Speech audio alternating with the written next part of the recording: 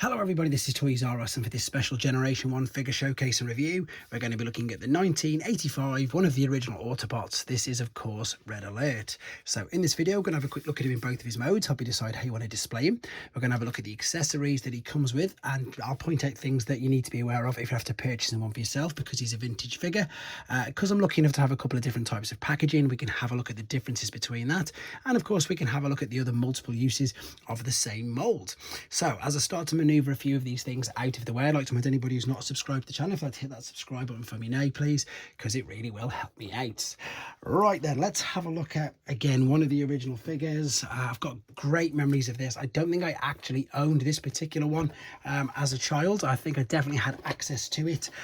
It all becomes a little bit of a blur when you're trying to remember exactly, as I say, which figures I did and didn't have. So as you can see in front of you, there are quite a few of the same mold. And the funny thing is, anybody who started collecting or has been collecting Transformers since even from Generation 1, but more recently, maybe from the War for Cybertron trilogy, they will be accustomed to the term that the Sideswipe mold has become something like the new Seeker mold, which basically what we mean is when you get one Seeker, you will of course get, like if it's Starscream, you know you're going to get the rest of them. So this guy is the other version of I suppose it's the Autobot version of it, to be honest. So let me bring the camera down first and foremost, and let's get them closer. So of course, Sideswipe, in as far as Transformers terminology goes, was the first use of the mold, but the mold was also used before as a Diaclone figure, and of course they also used it, and I don't have them all. This is the e-hobby version of Deep Cover, and this is the e-hobby version of Clampdown. I don't have Tiger Tracks. There is still even another one of these molds that I don't have, but then also excluding all of the, you know, I suppose the other reissues of the figures that he's had from Toys R Us, etc. in 2002, there was another use of the same mold for Generation 2 Sideswipe. So yeah, quite a lot of them, and hopefully that makes a bit more sense to the people who now didn't really understand when they said it's the new Seeker mold. It just means once you get the one figure, you know you're going to get a lot of them. Right, the figure itself, though, for a Generation 1 figure, isn't the most articulate, as you'll see, but I'm sure you'll agree, they just look beautiful. I love basically, yeah, I suppose just exactly that. Let me just get the light on it a bit better. How I just love how they pose. They're not the most articulate, but again, the chrome when it works really well. The legs are joined, literally they're completely joined, so you can't do anything with them. You can't do a waist swivel, you literally can't do anything with the legs. All you can do is move this part here at the bicep and this part here at the shoulder, and unfortunately that's about it. But even the guys who collect the new figures, I think you've got to agree that this has still got some shelf presence, with the chrome on the arms, the chrome on the feet, which again are things that you do need to be aware of if you're after one for yourself. The tyres are rubber, so they will still perish. Because it's die cast here, you can see that unfortunately on mine it is chipping away a little bit, and you can also tell that there's sun fade on the accessories. So there's quite a few things to be aware of, to be honest. Robot mode, as I say, is great. One quick last look with him next to Sideswipe.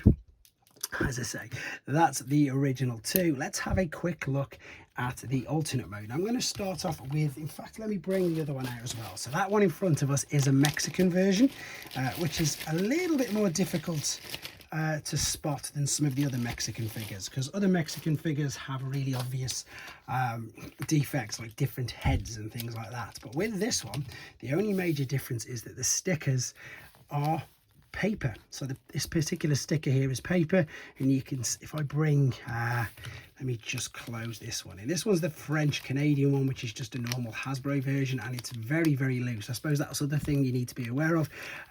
When we look in the alternate mode, there's more to be aware of. The doors can come off very easily, and you can see how loose some of these joints are. But what I'm trying to show you here, I think, is the stickers. Can you make out that one, it just looks that little bit duller. It doesn't have the same sort of sheen to it. So that's, and of course the stamp when you're looking through on the leg. But that is something to be aware of. The car itself, the mold exactly the same, they just didn't use I suppose the stickers, and of course you can see there's no rub sign. It's a little bit sun faded, which again there's nothing I can really do about. In fact, I'll give you a brilliant example of sun fade on foot. In fact, not even sun fade, white plastic degradation. Now I was super lucky to get this. This is case fresh. This is completely sealed. Probably one of the best examples of a figures that I've got, but you can see inside there that is worse than yellow on these particular parts. This is the Italian version, so this is the Jig version. Jig was a company licensed by Takara to make Transformers and indeed Transformers. They just have everything exactly the same apart from the language. So you've got the 1985 battle scene on the back, which you can see there. And of course, as I've just said, the only difference is the language. Otherwise, it's exactly the same as your standard Hasbro box, which is, it's not that one. Let me bring, yes it is, it's this one. There's your standard Hasbro box. Again, we're registered trademark now. We're not TM because this is 85. This is everything just in English. Again, the beautiful artwork there of him on the front. And again, there is your battle scene. Very quickly, before we look at the Takara, this was the loose one. This is the French-Canadian one. Again, no difference with the actual figure, just the difference on the box with regards to the languages. The good thing about this, as I say, there isn't many actual differences between the molds. This one is the Takara one. What I'm going to do though, just to keep a little bit of space behind me, before we have a look at that, he was also released in Japan in another very, very special gift set. To be honest, if you want to see this in a little bit more detail, there is a whole separate video on this. This is the Goodbye Convoy gift set, which was again his last appearance, Convoy's last appearance before all of the reissues. So he was in there. I'm not going to be getting this particular one out of that box, I think, for pretty much obvious reasons, to be honest. Right, let's have a look at the Takara one, because it's interesting to see just how differently they package things, and in my opinion, much better. So you can see the box is much smaller. There is no bubble, which is brilliant, because of course, myself included, if I've had this, or not just this, any figure that had a bubble, I would have just ripped the figure off the bubble and probably never seen the box or indeed the bubbles again. Whereas these came packaged like this beautifully. He came with his gun, his rocket launcher and 3 missiles. And not in this particular instance, it's a little bit too early. They usually had the reference numbers on the back. So this is quite an early Takara release. You can see there it is 05, and it doesn't even have a C in front of it. And some of the other Japanese boxes, if you see an Autobot figure, it will have a C and then a number. The C stood for Cybertrons, which was Japanese for Autobot, and some of them will have a D, and that was D for Destrons, which was Decepticons. The instructions are pretty much super basic.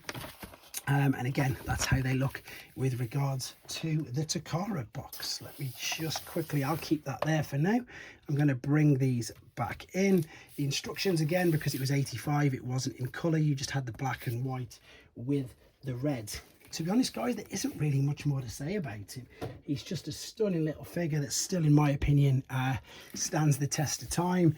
Main things to be aware of, as I say, if you're after one, is the stickers, is the chrome, and indeed is the rubber tires. Just all of the things that can perish, unfortunately, over time. As I said though, this was a nice quick look at Red Alert and the multiple uses of his mold.